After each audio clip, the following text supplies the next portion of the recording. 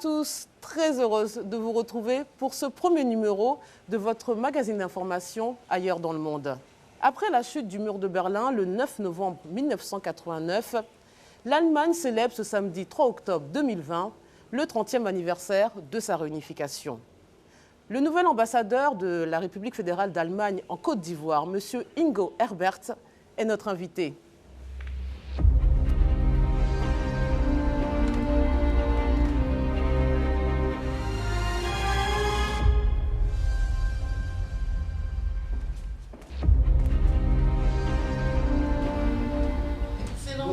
Bonjour madame, à la résidence d'Allemagne, à cette grande journée pour l'Allemagne. Merci. Soyez la bienvenue. Merci beaucoup de nous recevoir ce grand jour, effectivement, de la fête nationale allemande. 30 ans de réunification, c'est la raison de notre visite. Merci de nous recevoir. Oui, volontiers. Prenez place. Merci beaucoup. Excellence, au lendemain de la Seconde Guerre mondiale, l'Allemagne a été divisée en deux États indépendants. On avait la République démocratique allemande, la RDA, et la République fédérale d'Allemagne, la RFA, jusqu'en 1990. Où avez-vous grandi? À l'Est ou à l'Ouest? J'ai grandi à l'Ouest, dans une ville qui s'appelle Wolfsburg et qui est le siège de Volkswagen, de groupe Volkswagen même, avec l'usine la plus grande en Europe, avec 50 000 personnes qui travaillent là-bas et qui a fait partie vraiment ce qu'on appelle le Wirtschaftswunder, le miracle économique après la Deuxième Guerre mondiale en Allemagne de l'Ouest. Mais je fais des études en droit et après des universités à Bonn, Lausanne en Suisse, Munich et mon examen, on a une formation de 3 ans. Et là, je fais la formation juridique où on travaille avec un juge, un procureur, un avocat dans l'administration à Berlin de l'Ouest. Et même là, à la fin, j'ai eu un appartement avec des amis dans une communauté dans la célèbre rue Friedrichstraße, juste 300 mètres de Checkpoint Charlie. Oui. Ça veut dire très connu des romans d'espionnage. C'était vraiment c'était le poste de contrôle pour des étrangers. Et là, oui, on est allé très souvent, je fais du jogging, et juste passer le checkpoint et à la mur, à la place de Potsdam qui était vide, le centre après la Deuxième Guerre mondiale, à l'Est et l'Ouest, on a laissé vide. C'était détruit, on a laissé des espaces vides qu'on a construits après réunification maintenant de nouveau. Quel souvenir gardez-vous de cette Allemagne scindée en deux?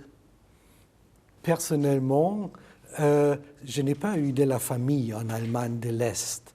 Et comme ça, je n'étais pas vraiment, à part de Berlin de l'Est, je n'étais pas dans des autres villes, d'autres régions de l'Allemagne de l'Est. Alors, mais Wolfsburg n'est pas loin de la frontière avec l'Allemagne de l'Est et on a parfois, comme enfant, j'ai regardé la télé de l'Allemagne de l'Est, particulièrement pour des enfants. Ils ont eu des programmes très spéciaux avec des caractères qu'on a aimés comme enfants. Beaucoup, beaucoup. Alors c'était vraiment... J'ai grandi tout à fait dans un monde de l'Ouest, moderne et occidental. Occidental.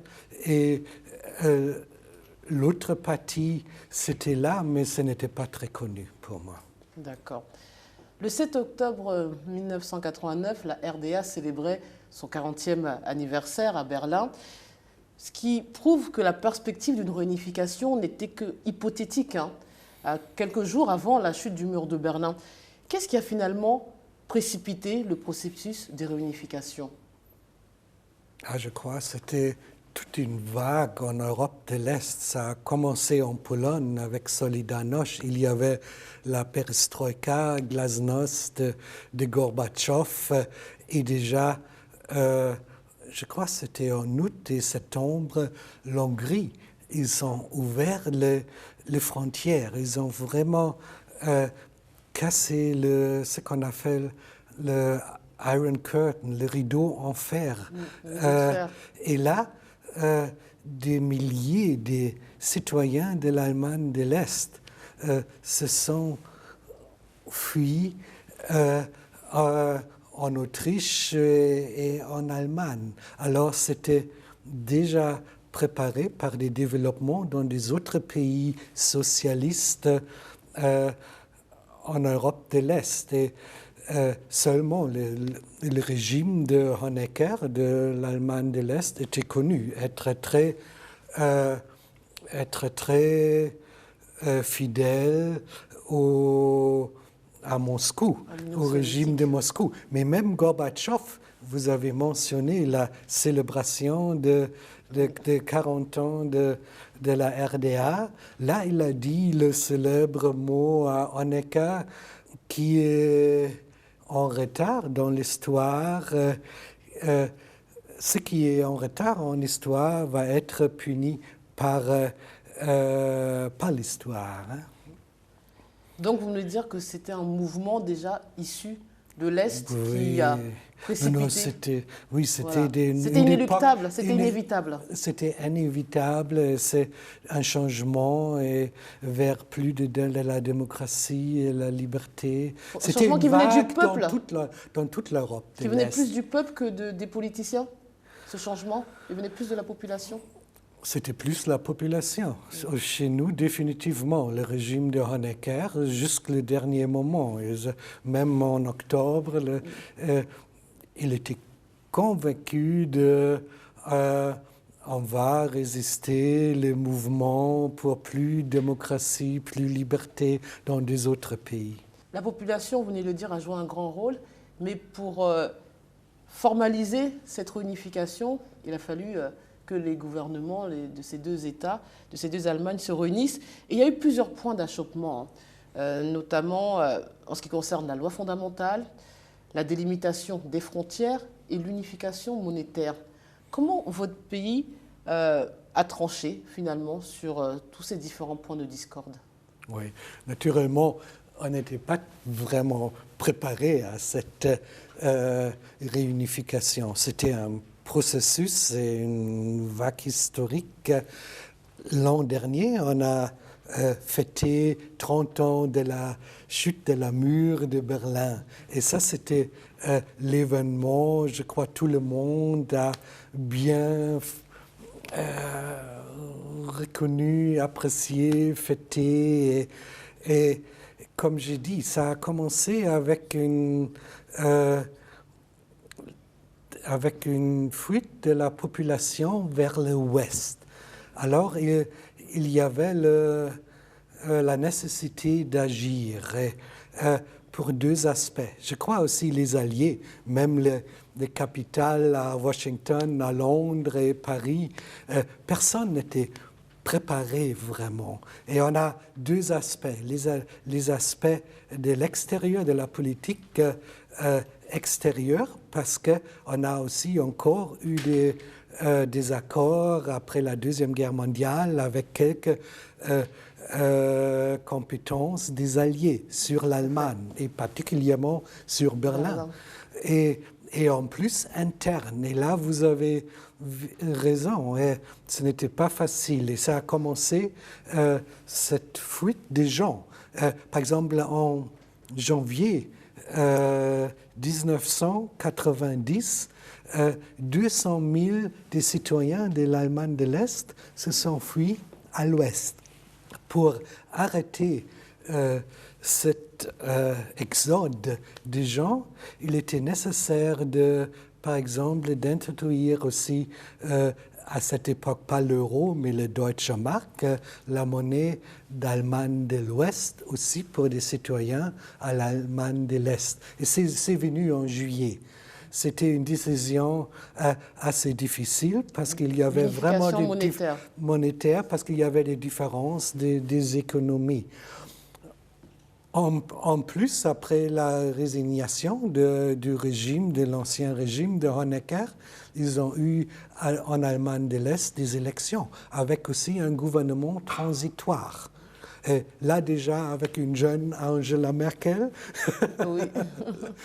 qui faisait partie de ce gouvernement de transition. Et là, on a eu des négociations. Et comme j'ai indiqué, les deux volets, soit avec des alliés, ce sont les célèbres négociations 4+2 sur les aspects extérieurs de l'Allemagne et à l'intérieur, vraiment de préparer la réunification des deux États avec tous deux gouvernements et tout ça, des structures, etc.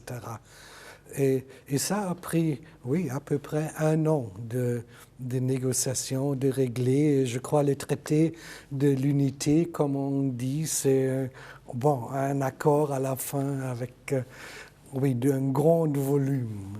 L'Allemagne a été réunifiée le 3 octobre 1990. 30 ans après, que reste-t-il de cette scission dans la société allemande d'aujourd'hui? Oui.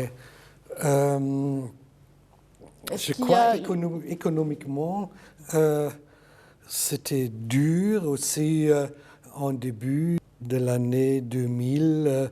L'Allemagne était considérée comme l'homme malade de l'Europe parce qu'on a dû transférer plus de 70 milliards d'euros dans les régions de l'Est.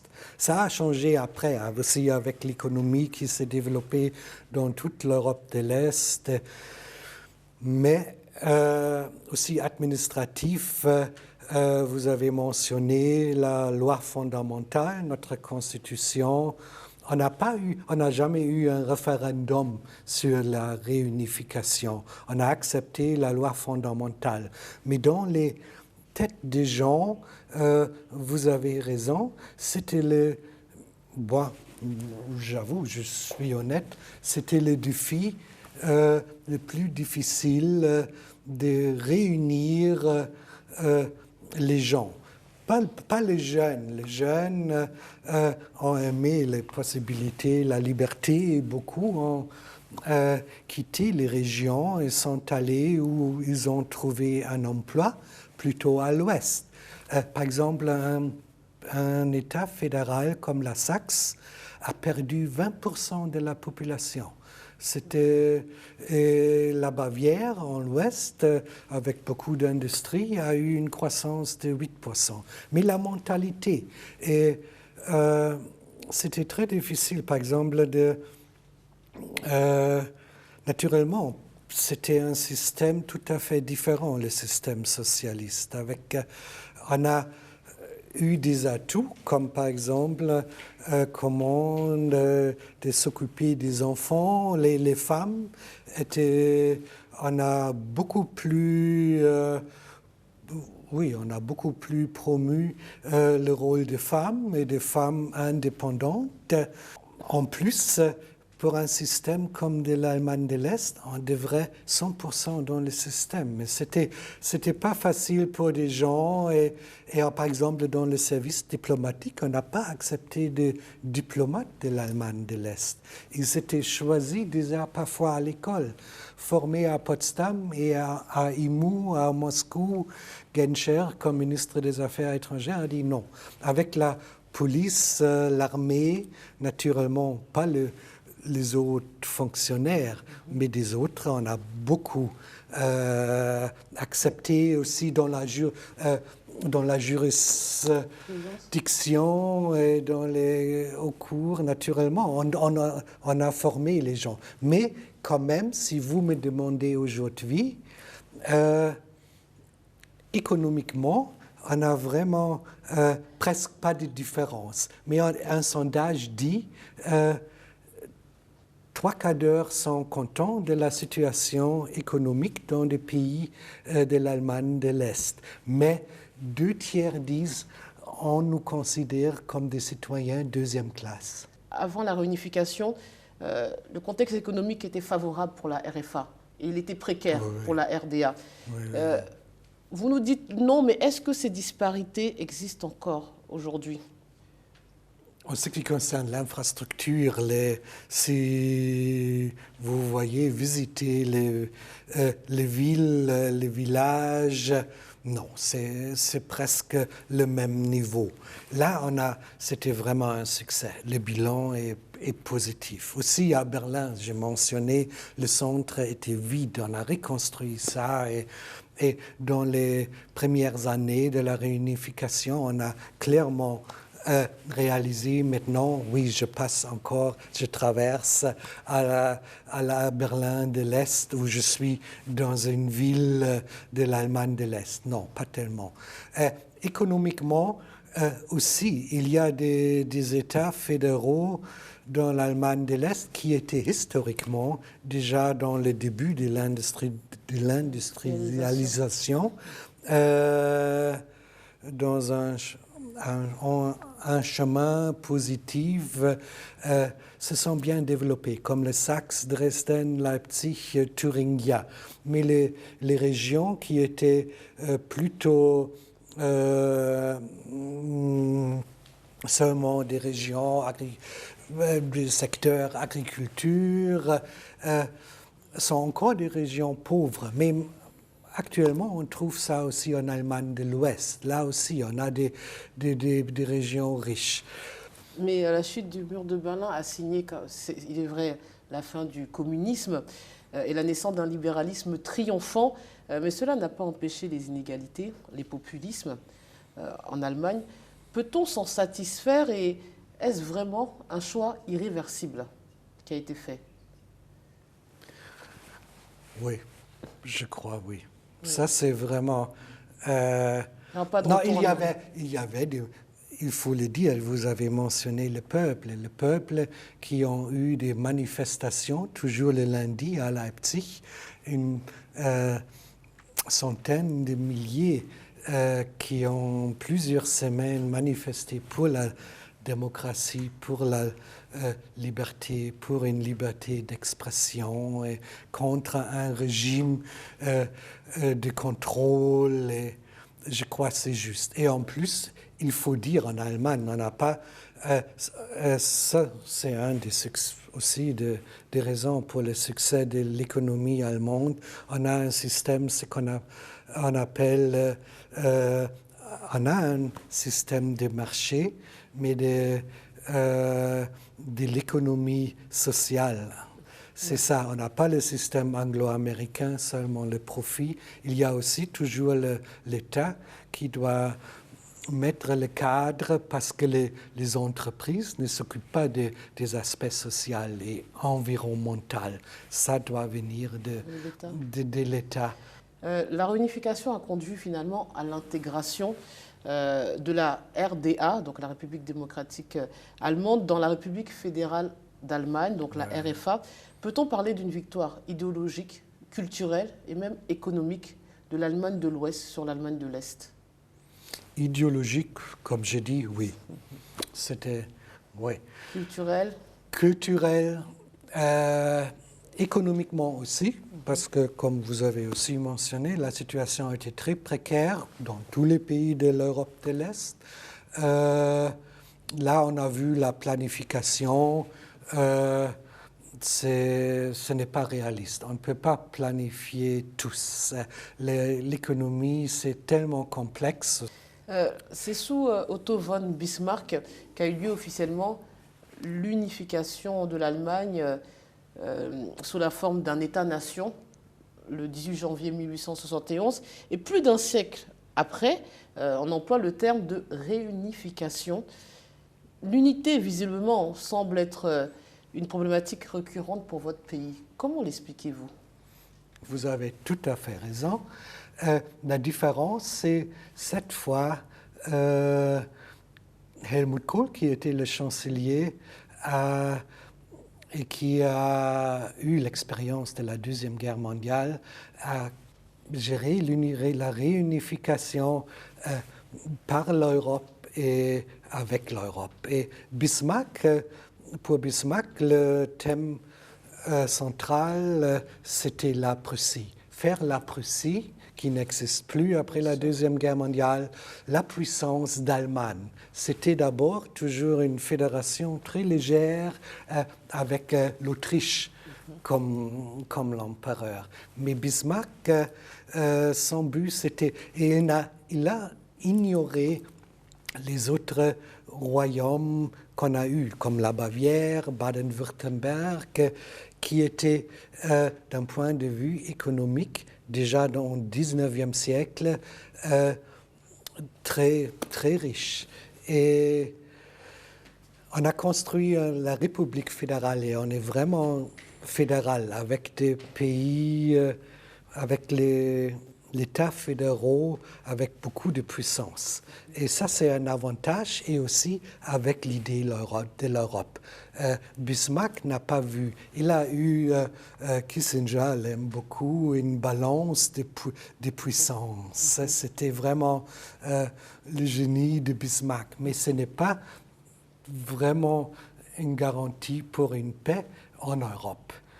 Il faut avoir des amis. Nous sommes un pays au centre de l'Europe et nous étions dans notre histoire toujours une préoccupation pour beaucoup de pays autour de nous.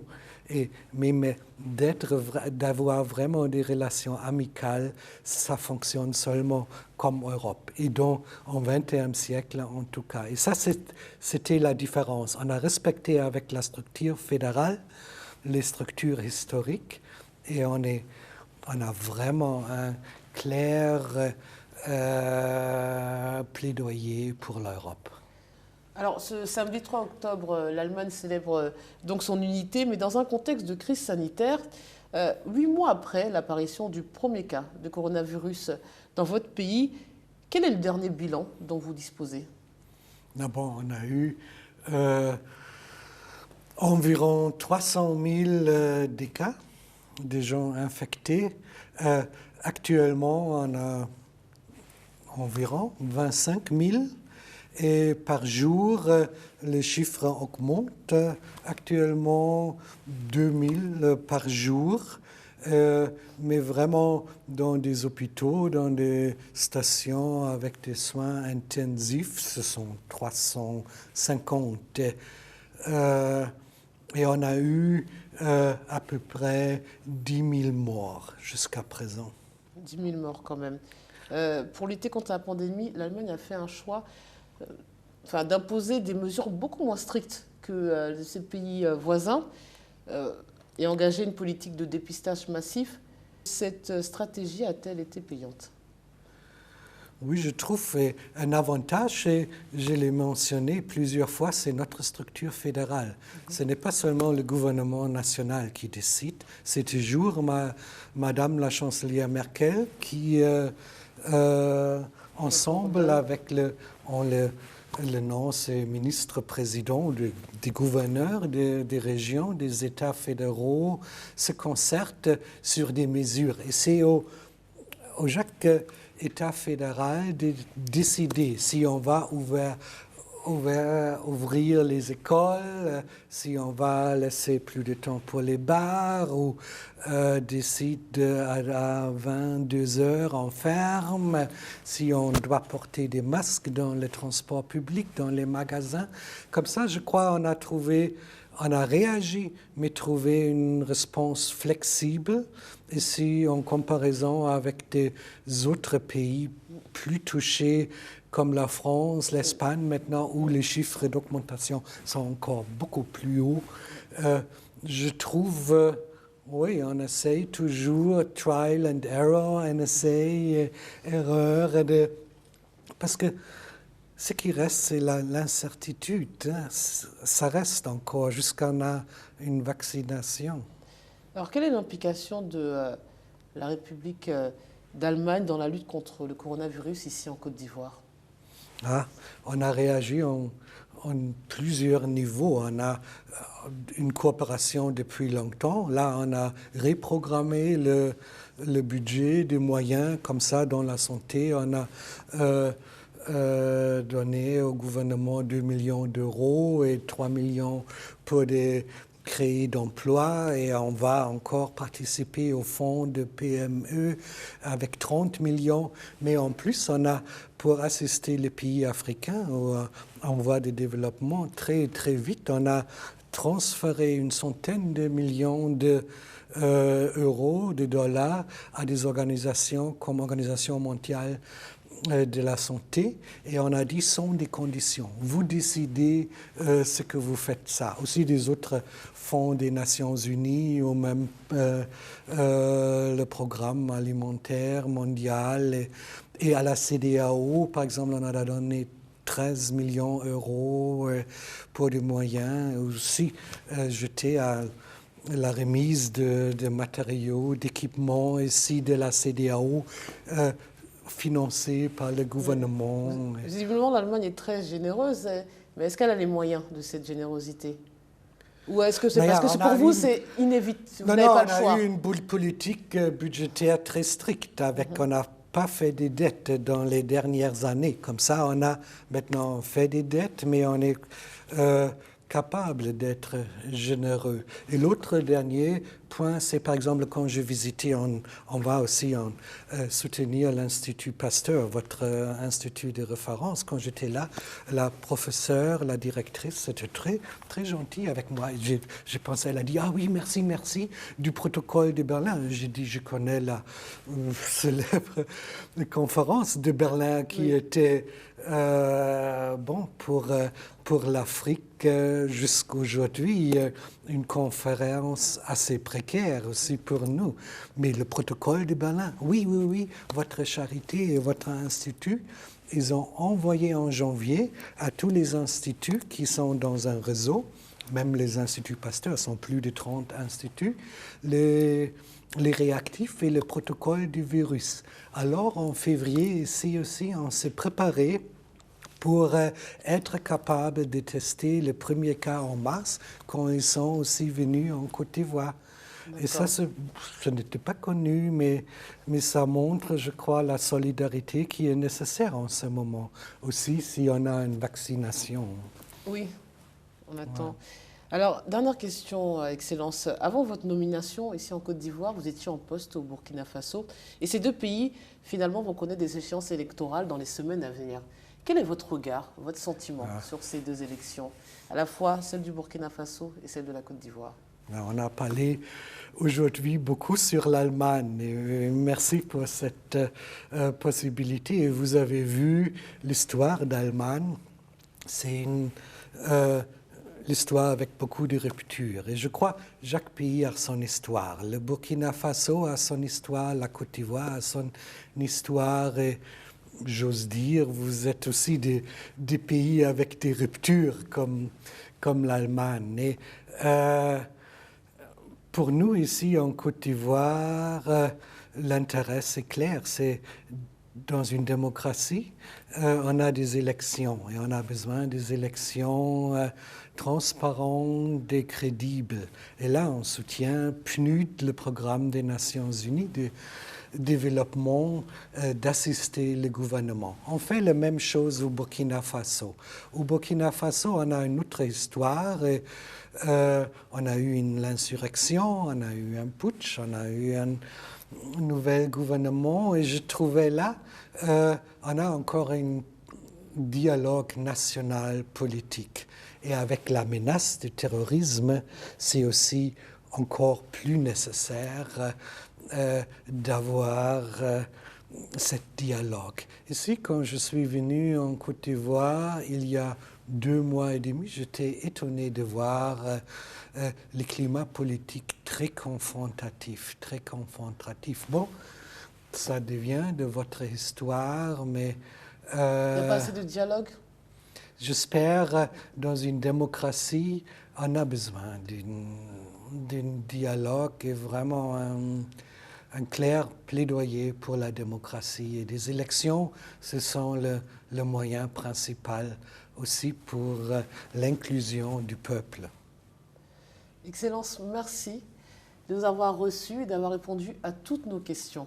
Merci, c'était un plaisir pour moi aussi. Et bonne fête. Merci.